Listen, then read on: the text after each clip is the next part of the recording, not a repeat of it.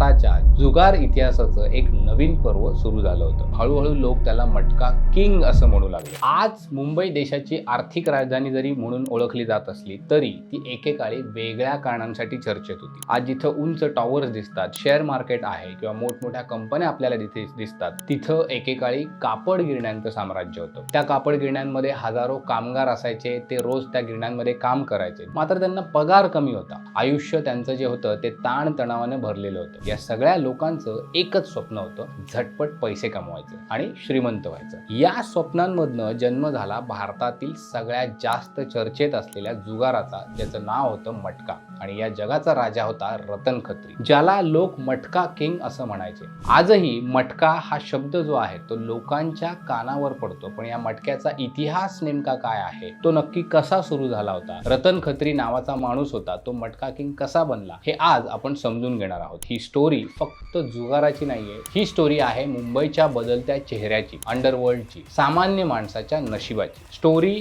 भन्नाट आहे, अगदी एखाद्या बॉलिवूड सिनेमासारखी आहे, त्यामुळं शेवटपर्यंत नक्की बघा। कदाचित या स्टोरी मधून सुद्धा आपल्याला एखाद्या चांगल्या मार्गाने पैसे कमावता येईल असा व्यवसाय करण्याची प्रेरणा तुम्हाला मिळू शकते। पैसा पाणी काय करतं, तर अशा अनेक स्टोरीजचे व्हिडिओ आम्ही बनवतो, त्यामुळं आमचं चॅनेल सुद्धा तुम्ही सबस्क्राईब करून टाका। ही गोष्ट सुरू होते अगदी ब्रिटिश काळातील बॉम्बे पासून। तेव्हा मुंबईला अर्थातच बॉम्बे म्हणायचे। त्या काळामध्ये मुंबईत टेक्सटाईल मिल्स म्हणजेच कापड गिरण्या झपाट्याने वाढत होत्या। धांजी स्ट्रीट, मुंबादेवी, परळ, लालबाग, दादर, भायखळा या भागामध्ये कापड गिरण्या उभ्या राहत होत्या। हजारो कामगार आपल्या गावाला सोडून मुंबईत जात होते। दिवसभर ते तिथे गिरणीमध्ये काम करायचे, संध्याकाळी ते काय करायचे की छोट्या छोट्या गल्ल्यांमध्ये वेळ घालवत असत। त्याच काळामध्ये एक विचित्र पण रोमांचक असा खेळ सुरू झाला। न्यूयॉर्क कॉटन एक्सचेंजवर रोज कापसाचे दर जाहीर होत होते। मुंबईतील व्यापारी आणि गिरणीचे मालक जे होते ते दर जे आहे ते लक्षपूर्वक बघायचे, पण कामगारांनी यामध्ये वेगळा गेम शोधला। ते काय करायचे की अंदाज लावायचे आज कापसाचा भाव किती असेल। सुरुवातीला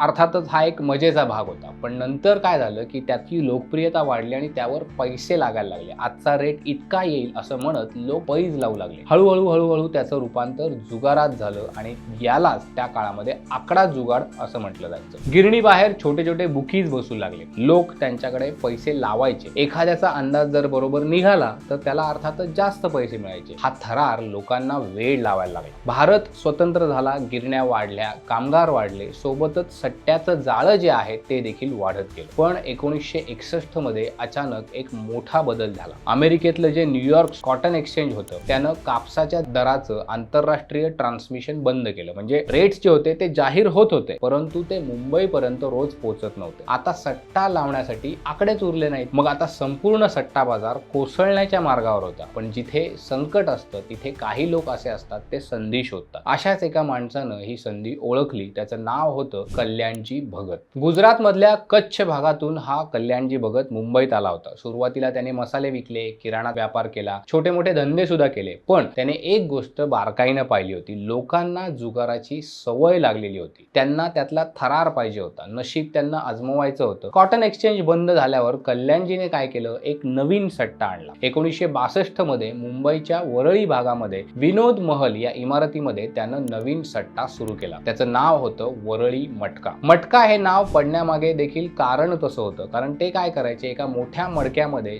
0 ते 9 पर्यंतचे आकडे असलेल्या चिठ्ठ्या टाकायचे। मग एखादा कोणीतरी सामान्य माणूस यायचा आणि त्या मडक्यातून एक चिठ्ठी काढायचा, तो नंबर विजेता म्हणून घोषित व्हायचा। आता ही जी संपूर्ण प्रक्रिया होती ते सगळं लोकांसमोर होत होतं। लोकांसमोर होत असल्यामुळे लोकांचा यावर विश्वास बसत होता। महत्वाची गोष्ट म्हणजे या जुगारामध्ये जास्त पैसे असणं आवश्यक नव्हतं। 1 रुपया जरी तुमच्याकडे असला तरी मटका खेळता येत होता। गरीब, कामगार, टॅक्सी ड्रायव्हर, हमाल, अगदी भिकारी सुद्धा यामध्ये सहभागी होत होते। त्यामुळं काही महिन्यातच वरळी मटका मुंबईमध्ये प्रसिद्ध झाला। पण खरा गेम जो आहे तो अजून बाकी होता। याच काळामध्ये मुंबईमध्ये आणखी एक तरुण संघर्ष करत होता, त्याचं नाव होतं रतन खत्री। रतन खत्रीचा जन्म कराचीमध्ये झाला होता। फाळणीनंतर त्याचं कुटुंब मुंबईत आलं। सुरुवातीला अनेक त्यांनी छोटी मोठी कामं केली। गिरणी परिसरात फिरताना त्याला सुद्धा आकडा जुगाड आणि मटक्याचं आकर्षण वाटू लागलं। हळूहळू तो कल्याणजीच्या वरळी मटक्याशी जोडला गेला। रतन खत्री मुळात अत्यंत हुशार होता। त्यानं संपूर्ण सिस्टीम जी आहे त्याचा अभ्यास केला, नंबर कसे काढतात, बुकी कसे काम करतात, लोकांची मानसिकता काय असते, पैसे नक्की कसे फिरवले जातात, हे सगळं त्यानं समजून घेतलं। पण काही काळानंतर कल्याणजी आणि रतन खत्री या दोघांच्या मध्ये पैशावरनं काहीशे वाद झाले आणि 1964 मध्ये रतन खत्रीने स्वतःचा स्वतंत्र मटका सुरू केला. त्याचं नाव होतं न्यू वरळी मटका. याच दिवसापासून भारताच्या जुगार इतिहासाचं एक नवीन पर्व सुरू झालं होतं. रतन खत्रीने मटक्याला ग्लॅमरस बनवलं. त्याने जुन्या पद्धतीमध्ये बदल केले. मडक्याऐवजी पत्त्यांचा वापर सुरू केला. प्रत्येक वेळी पत्त्यांचा नवीन कॅट उघडला जायचा. त्यातनं 3 पत्ते काढले जायचे. त्या आकड्यांवरून विजेता ठरवला जायचा. लोकांना ही पद्धत थोडीशी आधुनिक वाटली, प्रामाणिक सुद्धा वाटली. त्यामध्ये त्याने गणिताचा वापर सुरू केला. लोकांना काय वाटायला लागलं की बाबा हा फक्त नशिबाचा खेळ नाहीये, तर इथे काहीतरी फॉर्म्युला वापरला जातोय. फॉर्म्युला वापरून आपल्याला जिंकता येईल. याच गोष्टीमुळे सर्वसामान्य माणूस पूर्णपणे वेडा झाला. मुंबईतल्या गल्ल्या गल्ल्यांमध्ये मटक्याचे खोके उभे राहू लागले. लोक तासनतास नंबरची चर्चा करत बसायचे. काही लोक एका रात्रीमध्ये पैसे कमावत होते, काही जण एकाच रात्रीमध्ये सगळं काही गमावत होते. शहरामध्ये या मटक्याबद्दल उत्सुकता होती.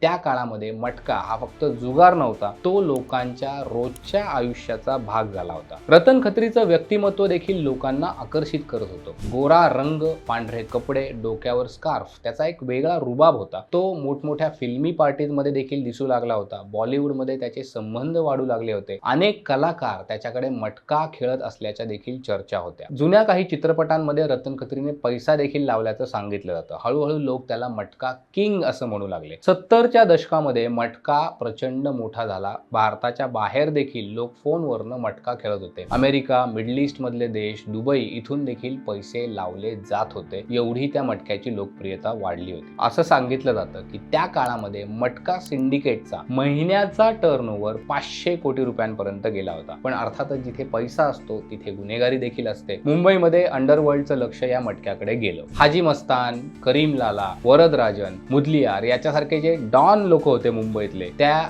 डॉन लोकांना मटक्याच्या पैशामध्ये रस येऊ लागला. मटक्याच्या अड्ड्यांवरनं मिळणारा पैसा जो आहे तो गुन्हेगारीसाठी वापरला जाऊ लागला. सावकार लोक गरिबांना पैसे उधार देऊ लागले जुगार खेळण्यासाठी. मटक्यामुळे लोक कर्जात बुडाले. अनेकांची घरं अक्षरशः उद्ध्वस्त झाली. मुंबई पोलिसांना देखील आता लक्षात आलं होतं की फक्त हा जुगार राहिलेला नाहीये. त्यानंतर 1975 मध्ये देशामध्ये आणीबाणी लागू झाली. सरकारने अंडरवर्ल्ड आणि बेकायदेशीर जे काही धंदे होते त्यावर कारवाई सुरू केली. रतन खत्रीला सुद्धा त्यावेळेस अटक झाली. तो जवळपास 19 महिने तुरुंगात होता. तुरुंगातून तो बाहेर आला तेव्हा परिस्थिती संपूर्णपणे बदलली होती. मार्केटमध्ये नवे खेळाडू आले होते. पोलिसांचा दबाव वाढला होता आणि रतन खत्रीचं साम्राज्य जे होतं ते आता डळमळू लागलं होतं. 90च्या दशकामध्ये तर मुंबई पोलिसांनी मटका आणि अंडरवर्ल्डच्या विरोधामध्ये मोठं ऑपरेशनच सुरू केलं होतं. दया नायक, प्रदीप शर्मा, विजय साळसकर यासारखे एन्काउंटर स्पेशलिस्ट यामध्ये आघाडीवर होते. मटक्याच्या अड्ड्यांवर छापे पडू लागले. अनेक बुकी मुंबई सोडून पळून गेले. रतन खत्रीला सुद्धा आता समजलं होतं की त्याचा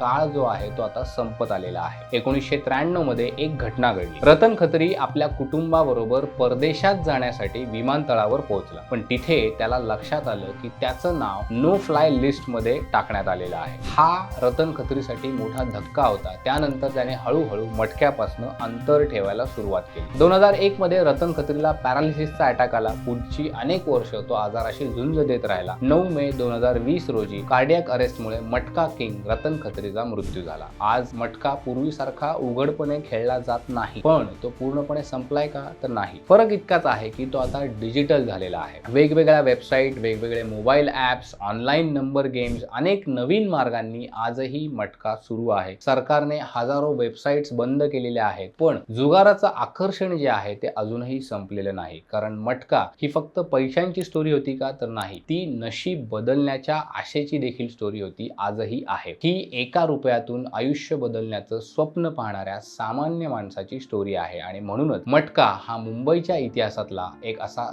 अध्याय आहे की जो आजही लोकांच्या आठवणीमध्ये जिवंत आहे. आयुष्यात आपल्याला सगळ्यांना एक शॉर्टकट हवा असतो. एका रात्रीमध्ये श्रीमंत व्हायचं असतं, कमी कष्टामध्ये जास्त पैसे कमवायचे असतात. सर्वसामान्य माणसाला हीच आशा मटक्यामध्ये दिसत होती. कल्याणजी भगतनं एक साधा खेळ सुरू केला होता. रतन खत्रीनं त्याला ग्लॅमर आणलं होतं. अंडरवर्ल्डने त्याला आपल्या हातात घेतलं आणि सामान्य माणसाने आपलं घर त्यामध्ये अक्षरशः बुडवलं. जुगार किसी का नहीं हुआ हे वाक्य आजही तेवढंच खरं आहे. मटका किंग रतन खत्रीची ही स्टोरी जर तुम्हाला आवडली असेल तर धोनीची स्टोरी देखील तुम्हाला आवडेल. त्याने कसे 1000 कोटींचं साम्राज्य उभारलं तेच या स्टोरीमध्ये आम्ही सांगितलेलं आहे. राईट साईडला तुम्हाला तो व्हिडिओ दिसत असेल त्यावर क्लिक करा आणि तो व्हिडिओ देखील नक्की पहा. सध्यासाठी आपण इथे थांबूयात. पाहत राहा पैसा पाणी.